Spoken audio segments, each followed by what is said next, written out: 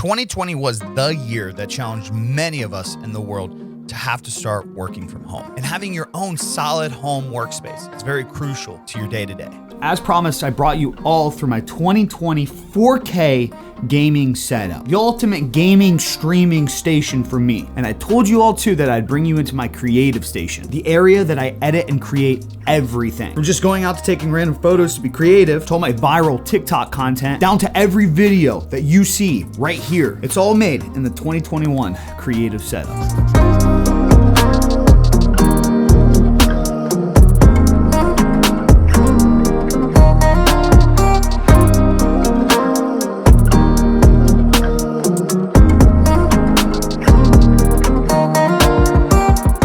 How sick is the new hat that the Beard Club sent me? I set myself a little challenge to grow out the beard on Twitter. Twitter currently has like 800 days where I can't shave at this point. So recently I partnered up with the Beard Club. By the way, not paid video. I mean, you could use code BigE at checkout, but like, I'm not forced to say this. It's just the timing, I promise. But the setup that we're talking about today is where I actually do create paid content for people like this.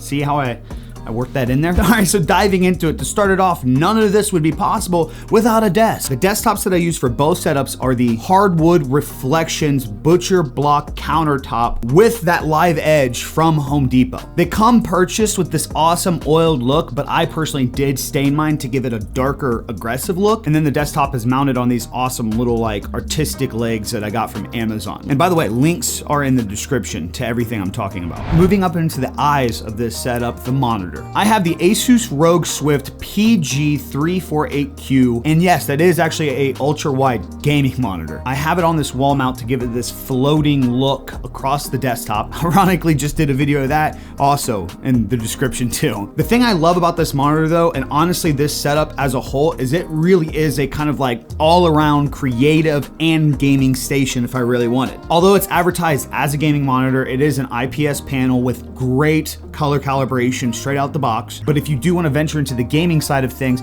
it does go up to 100 hertz. So you could do 1440p, 100 FPS gaming on this ultra wide. Great real estate for design, photography, and videography. Awesome colors for those as well. And a solid gaming experience too. But in order to power something like this, you do need a decent machine that could handle all that. So in the back corner of the desk, you'll actually see my second PC, which is my streaming creative rig that could handle gaming if you wanted. I built my creative PC inside of a white Corsair case. It has an Asus ROG Crosshair Hero motherboard with an AMD 3900X Ryzen, a Corsair 800 watt power supply with a Corsair CPU cooler on top of 32 gigabytes of Corsair Vengeance RAM. Wow, that was really tough to say all those Corsairs. It's stacked with a nice little Asus ROG Strix 1660 Super graphics card and an AverMedia Live Gamer Duo with 2 HDMI inputs, so that way I can pass through the 4K gaming and also have my DSLR plugged into it as well.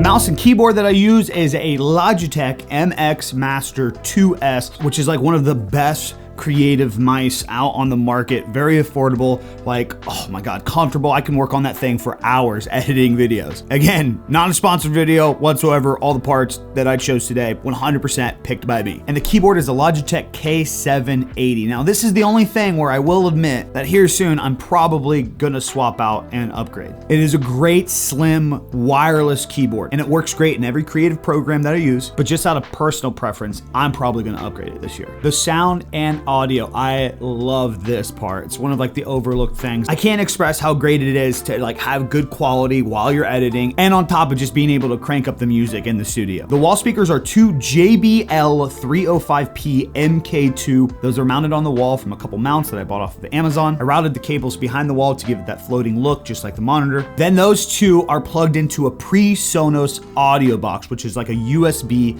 audio interface that goes straight into the computer. When I want to turn down those, props and use some headphones though, I use the Massdrop and Sennheiser collaboration, which is the HD58X Jubilee headphones. Comfortable, open back. I've had them since the launch and I am in love with these things. For the microphone, although it's not in the creative station, it's actually mounted over in the stream area. I do use it sometimes for videos. It is a Rode Pod mic, which is ran through a DBX286S preamp, which then feeds in to the PreSonus audio box and then giving the signal to the computer.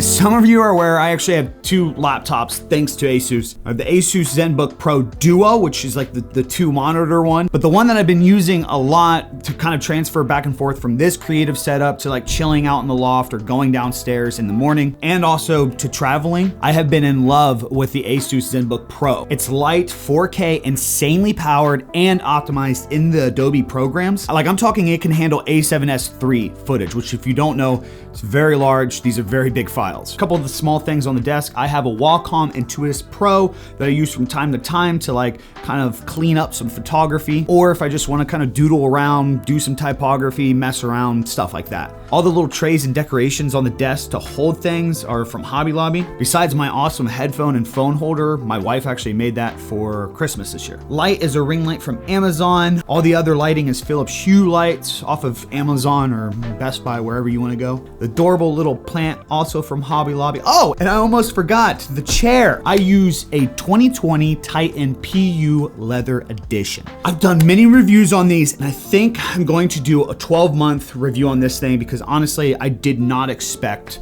the leather to hold up like it has. So I think I need to give that thing a little bit more credit. Be on the lookout for that soon. So casually keep diving into concrete. So bittersweet.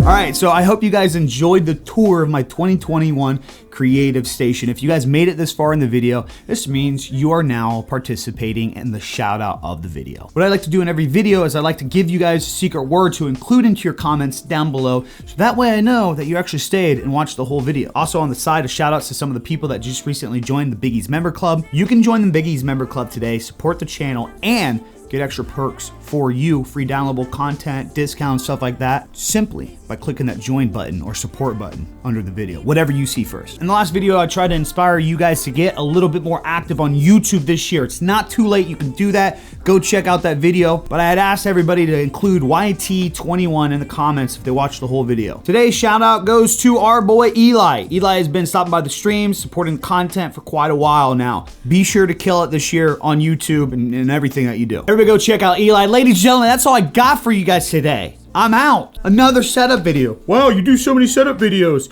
BigE. Yeah. And I'm gonna do more. I'm out. Deuces. Drowning in what feels just like an ocean. Negative.